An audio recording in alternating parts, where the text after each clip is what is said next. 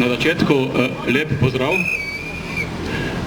Jaz moram povedati, da sem zelo vesel, ker sem dobil od vas vabilo, da pridem danes sem med vas in kakor vidite, sem vse poslušal, kaj ste mi imeli za povedati. Pa tudi nobenega vmes nisem motil, ko sem govoril, ko so drugi govorili. Tisto, kar bi pa rad povedal, je pa naslednje. Jaz sem prvi, ki vidim, kaj se dogaja z ceno. Vidim, kako je cena mleka v roku leta dni padla za več kot 20%. Če pa pogledamo v roku leta pa pol dni, enega leta in pol, pa vidimo, da je cena padla celo več kot 30%. Pri mleku se to vidi najbolj. Tisto, kar pa v bistvu je pa potrebno povedati. Če greste, tukaj vidite, prek imate eno veliko trgovino in greste pogledati, kaj pa se je zgodilo z tistim, kaj se najbolj prodaja v Sloveniji. To je pasteurizirano konzumno mleko. Namreč 40% mleka, ki se v Sloveniji odkupi, se predela v navadno konzumno pasteurizirano mleko. In v času, ko je kmetu cena padla za 20%, je po statističnih podatkih, statistika upam, da preč ne laže, je cena konzumnega mleka v trgovinah narasla za 1%. In tako je po celi Evropi, tako ni samo v Sloveniji. Če bi samo v Sloveniji cena padala, to ne bi bil problem. Potem je pač kmet lahko mleko izvažal v Avstrijo, v Italijo, ampak cena pada povsod. In zakaj tako pada, seveda mislim, da ni potrebno, da govorim. Tisto, kar bi pa rad povedal, je pa naslednje. Mene kar naprej ljudje govorijo, minister, prepovej uvoz tuje hrane v Slovenijo. Tega ne morem narediti. Dokler smo v Evropski uniji, verjamete mi, da ni ministra, ki lahko prepove uvoz tuje hrane v Sloveniji. Potem se reče naslednje, minister predpiše najnižjo odkupno ceno.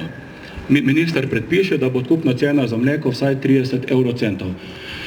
Trenutno je 21,7, temu se reče interventna cena. Interventne cene v Evropi ne predpiše minister. Predpiše Evropska komisija, Slovenija isto kot Francija, pa še 10 drugih držav v tisti skupini, ki pravimo, da dokler traja ruska kriza in dokler bo trajala ruska kriza, bodo viški mleka, da se naj interventna cena bistveno poveča. Vendar tisto, kar pa mi premalo vemo, je pa naslednje. In to je to. Če bi, pogledajte, kljub vsemu v ono stran, tam, ko je ta veliki center, če bi en mesec slovenski potrošniki, torej gospe in gospodje, ki hodijo v trgovino, če bi en mesec kupovali samo slovenske proizvode, čez en mesec v Sloveniji več nobene krize ne bi bilo. In zato je to tisto, kar mi počnemo, kar naprej govorimo potrošnikom, daj kupi slovensko hrano. Ker ko boš kupoval slovensko hrano, bo slovenski kmet bistveno bolj varen, kakor je sedaj. Pa še nekaj bi rad povedal. Poglejte, a se spomnite, kako se oblikuje cena mleka v Sloveniji? A je to posledica pogovora med kmetom in mlekarno? Sveda ni, ker nasproti ene mlekarne je zelo dosti kmetov ali različnih zadrug in zato mlekarne določijo ceno mleka odkupno. Vse to ni nobeno pogajanje. Vendar, saj ni povsod v Evropi tako. Tam, kjer imajo nasproti sebe mlekarne enega prodajalca, eno veliko zadrugo, recimo v Švici, pogledajte, v Švici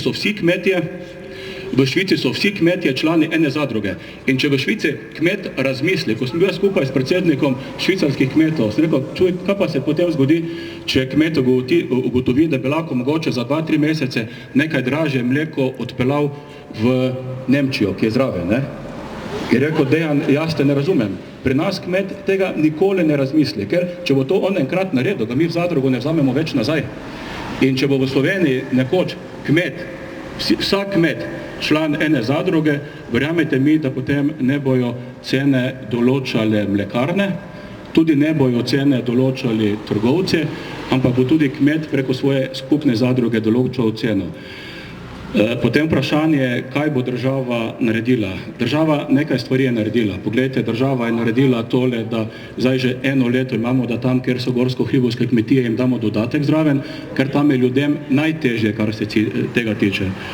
Država bo sedaj izplačala enkratno pomoč in celo tako, da bomo znesek denarja, ki nam ga daje Evropska unija, da bomo dali še enkrat toliko zraven.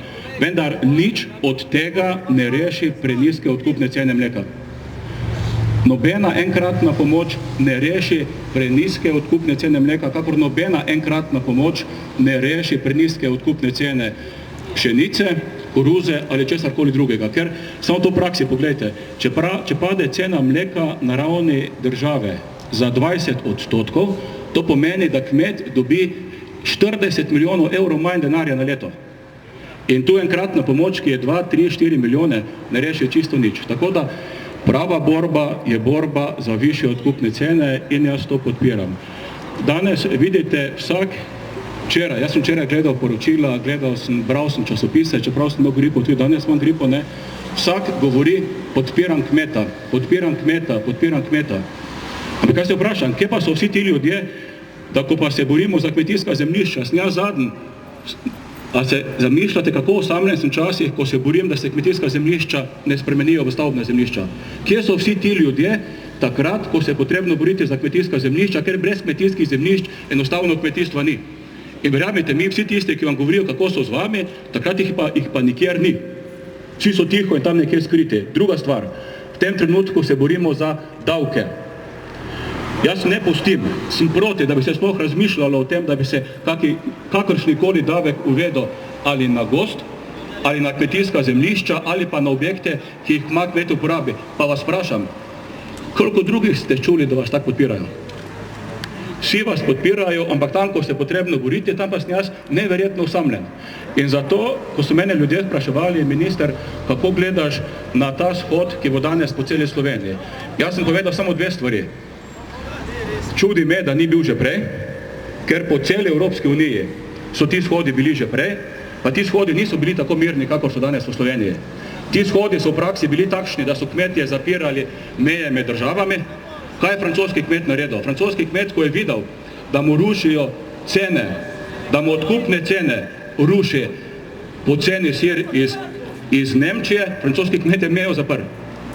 Ko je francoski kmet videl, pa belgijski in ostali kmetje, kaj se zgodi z odkupno ceno njegovega izdelka, kaj se pa zgodi v trgovinah, je ponovno nekaj drugega zaprt. Tako da jaz te shode podpiram. Tisto, kar si pa želim, je pa naslednje, da ne bo tudi potem kasneje tako, ko bomo prišli s kakšnimi predloge, kako je treba kmetu pomagati, kako je treba nekatere stvari spremeniti, kako je treba več poštenja prinesti.